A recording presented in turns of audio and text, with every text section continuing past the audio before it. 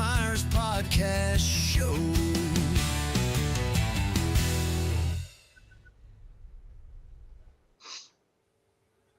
Hey everybody, I'm Rich Myers and welcome to the Rich Myers Podcast Show. I'm here tonight with Craig Higgins. Hendricks. Hendricks. Okay. How you been? Doing good. How about yourself? Still kicking. Every day above ground's a good day. Absolutely. Okay. I listened to your track, Dear John. It was pretty good. What influenced it? Well, I've written some farm songs. Actually had one that called It's Gone that was about losing the farm, a true story. And I wanted to write something else. We were sending these out to Farm Aid, and I know a lot of farmers back home.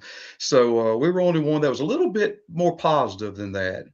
And got an idea about having that Dear John letter for your John Deere tractor. And that's kind of where it started. Okay. Yeah, there ain't too many farms around anymore. Oh, they're getting thin. Let's take a listen to it. Okay.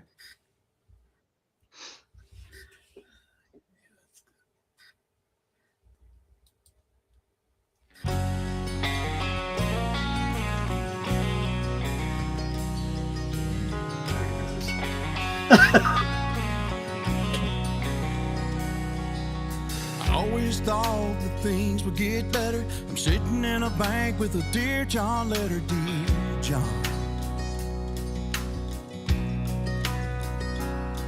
Through the day-to-day and the troubles we've had, all of our good times and all of the bad, Dear John. Now they want me to sign my life away, put my John Deere up for auction today. They'll take a miracle and praying hard to find a way to save this farm. 5 generations of sowing and reaping, and I'll be the one who just couldn't keep it. I know that life and times have changed, but nothing runs deeper than a farmer's pain when they take one piece at a time till his whole life's gone. Dear John.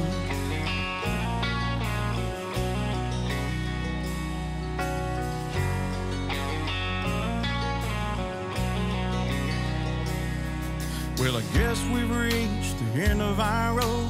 Nowhere to turn and no place to go, dear John.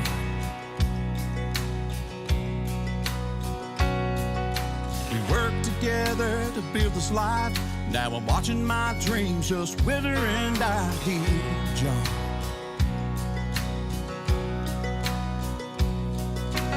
Don't want to say goodbye to you. Got till 5 o'clock for the bank to come through.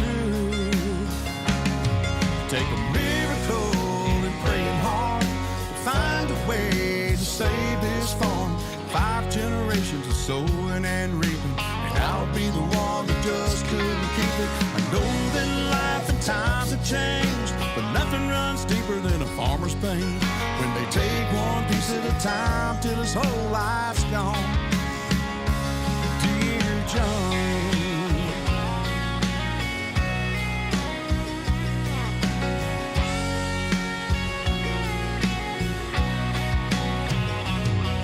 When the call came in, I said, is it true? Said the farm is yours, son, the bank came through. It took a miracle and praying hard, but God made a way to save this farm. 5 generations of reaping and sowing, and I'll be the one to keep that going. I know that life and times have changed, but this old farm's worth the pain. If you don't think I fight for you, then you'd be wrong. Dear John. Dear John.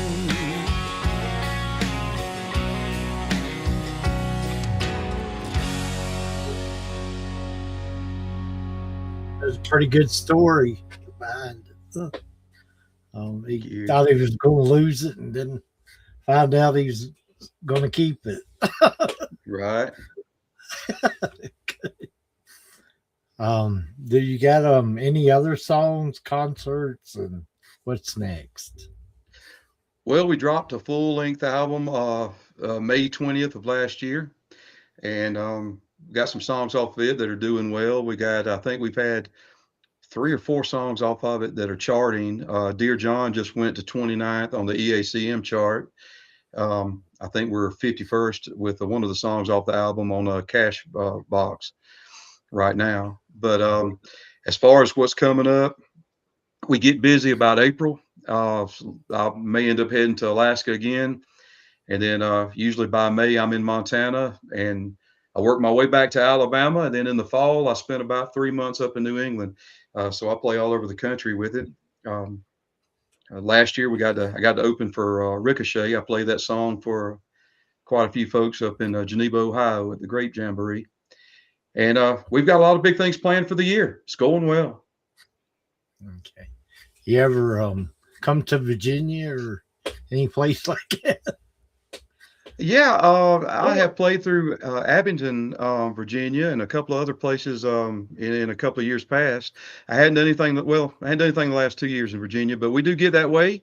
And if we can find some venues that are, we can book in, we'll come over there and play. Okay. What do you like about being a musician? The creativity. I like to be able to put the thoughts and stories that I've learned or thought of, and use those to connect with other people. Find something that you share in common with others. And when somebody gets something out of one of my original songs, it means a lot to me. Okay. How do you handle being away from home for a long period of time?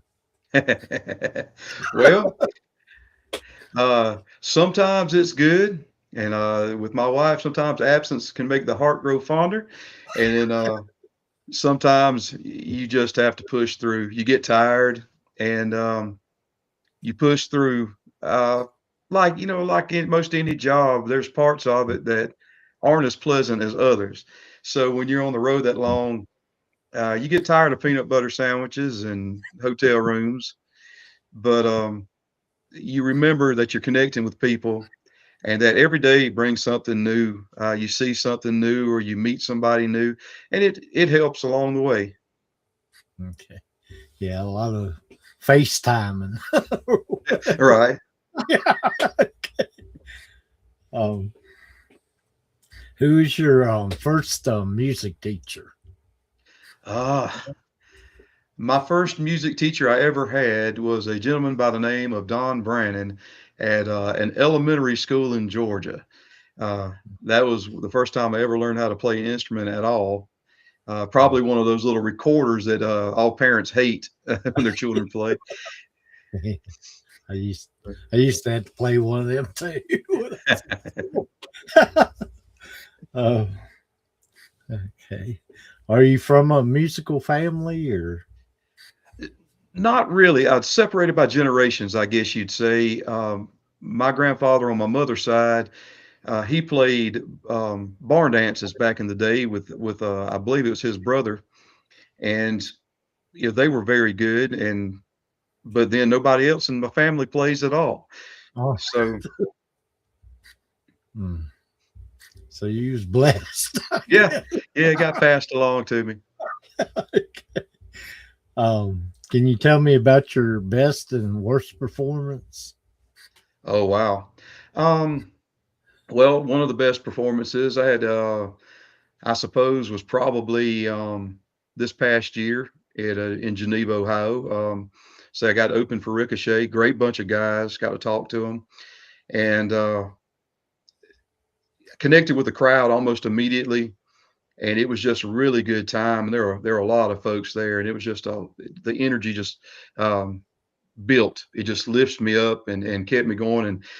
And before that, probably I got to open for my buddy Ashley Best and the Set 'em Up Band and Dallas Moore.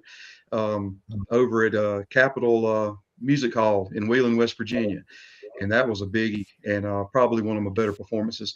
As far as bad performances, I would imagine that some of those nights when you're over there in the corner and they want to turn the TV on over your head somewhere, and there's 6 people in there and nobody's listening. I've had a couple of those in the past. So Oh, okay. How do you energize the crowd? I like to try to break the ice with somebody. If I can just get somebody, you make that eye contact, or you see somebody that's really paying attention, and you can focus in and touch base with them. And that kind of opens up the rest of the crowd a lot of times. You would once that ice is broken, I like to try to get the crowd involved. I do some honky tonk songs that have a really catchy choruses, and I try to get the crowd involved in singing part of it with me, or having fun with me. And because all everybody wants to, everybody wants to think about their minute on the stage or their time in the spotlight, and folks have a really good time doing that. So Do you got a certain song that you start out with, or get them going? It depends. It really depends. If I play a cover job, I very, very often start off with Ring of Fire, Johnny Cash. And I that's I throw that in there because usually I can do that and I can say, okay, well, we're friends now, and the crowd loves it, and we can move on to other ones. If I'm doing a concert of my own, or playing a big place, I usually start off with one of my originals called "I Want My Honky Tonk Back," and it's just a fun honky tonk song, and it starts off real punchy, so it'll make somebody sit up and listen. What's the best advice you ever been given as a musician?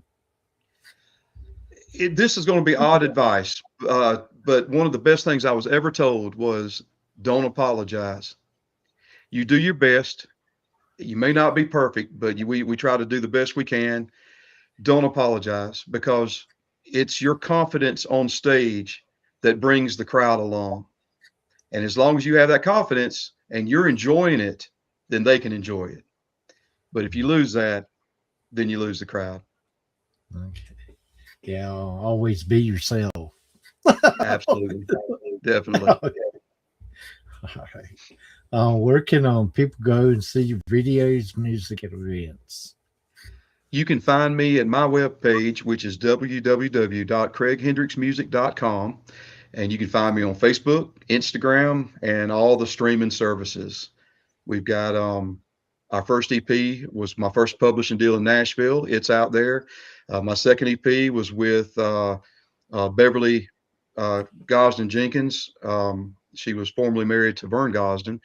She's been around the block with it, and she produced my last music. And you can find all that out there. And then my album, my full length album that dropped May 20th, it's all out there on Pandora, Spotify, everywhere, Amazon. You can find it. Okay. When you ain't doing music, what do you like to do? I love the outdoors. I can just go out and sit in the woods and be just fine. Used to do a lot of hunting and fishing. Time nowadays I don't have a lot of time. So I just enjoy the outdoors wherever I'm at. I've watched sunsets in Montana, and I've sat beside the salmon rivers in Alaska, and been down in the swamps of Georgia, and I enjoy them all. I just love to be out there. Okay. Well, thanks for being on this show today. I really enjoyed having you. Thank you. I really appreciate you having me on.